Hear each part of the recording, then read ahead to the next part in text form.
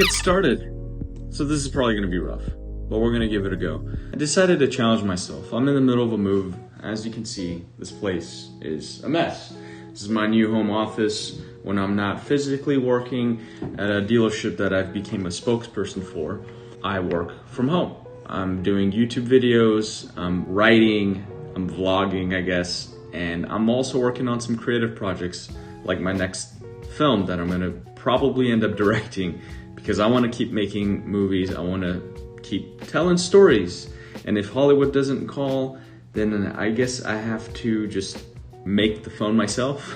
Mark Duplass once said that he realized he is the cavalry. He thought when he made a bunch of stuff that eventually the cavalry would come, but he had to keep making stuff. And yeah, he'll do projects, which helps him with the flexibility. He gets to choose what projects he does. He gets to be a little pickier, but if it doesn't feed his soul, he can just work on his own stuff, which he has been. So I like that philosophy.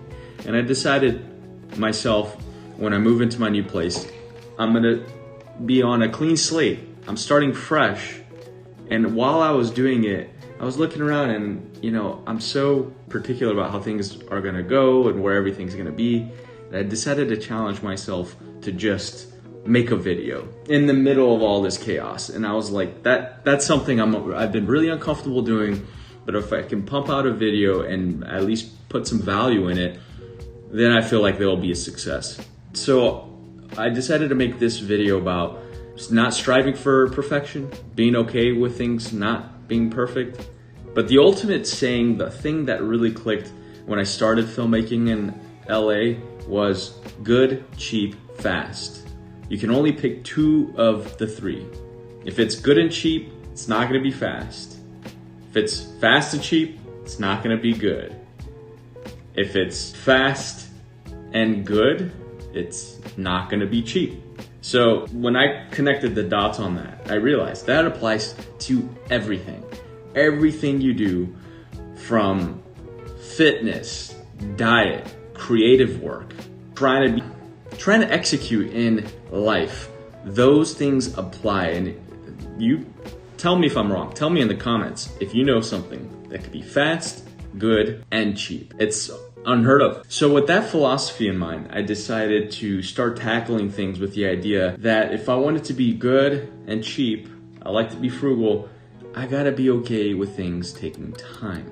And by that meaning not looking for the hack and the shortcut. And when I first started blogging back in the day, my blog was titled Shortcuts to Life. And I thought hacks would be cool and helping other people get shortcuts to get to where they need to be faster. And then I stopped. I realized that some things need to marinate. Some things take time. Social media has really twisted our minds into getting that instant gratification, like wanting the followers, wanting the subscribers. And I've recently plateaued at 648 subscribers. I try to keep a little bit of a gauge. I've come and gone. And the consistency for me creating content is slowly starting to come together. I'm slowly starting to figure out the balance between work, fitness, and putting all that together. And of course, in the past, when I would get an audition, I would drop everything to focus on the audition. And I finally got a system together where I can audition with joy and not scramble last minute. I've now got it down to 2 hours from when I get my sides, when I get the audition, to when I tape it. That whole process of memorizing and putting in the work, it's a 2-hour ordeal,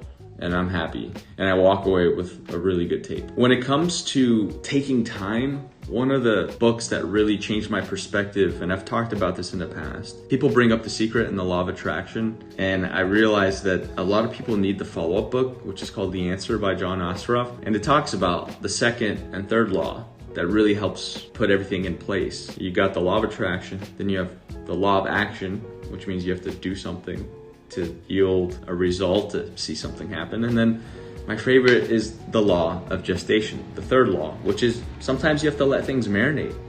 And in life, you know, we're rushing to get that next thing, and sometimes you just have to fill up time, learn and grow while you wait for something to come together. And I feel like now that's a rare thing to teach. I think Gary Vee actually tells most of his audience learn patience.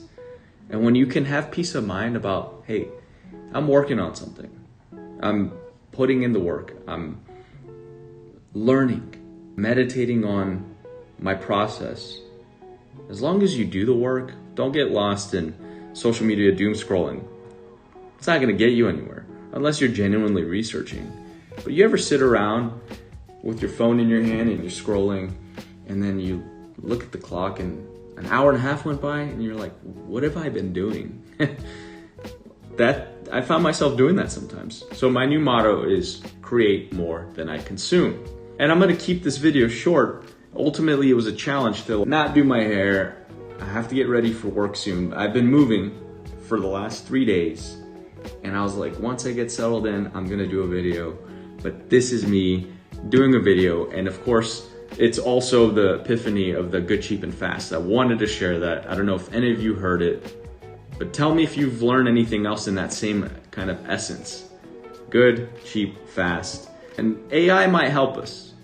I mean, I've been dabbling with AI lately, and it's pretty awesome. I may do an AI video like every other creator. But there's one thing I've realized though, dabbling with AI, is there's something about AI that still hasn't quite gotten there, which is like the soul, the creative soul that us humans put into something. That's still missing. So there's hope for us creators and actors and creative people. There's still hope. So that's all I have for today, and I hope you like this video. This is kind of something raw and real, and I thought I would show you that my space doesn't have to be perfect. I'm getting over that mental block. Although there are a lot of things to be said about keeping your space clutter-free. If you have a cluttered space, cluttered mind, a lot of people push the idea of like, oh, the most creative people were messy and chaotic. Well, times have changed. There's a lot more distractions today than there was back in those days. So I rest my case. That's all I got. See you in the next one. Peace.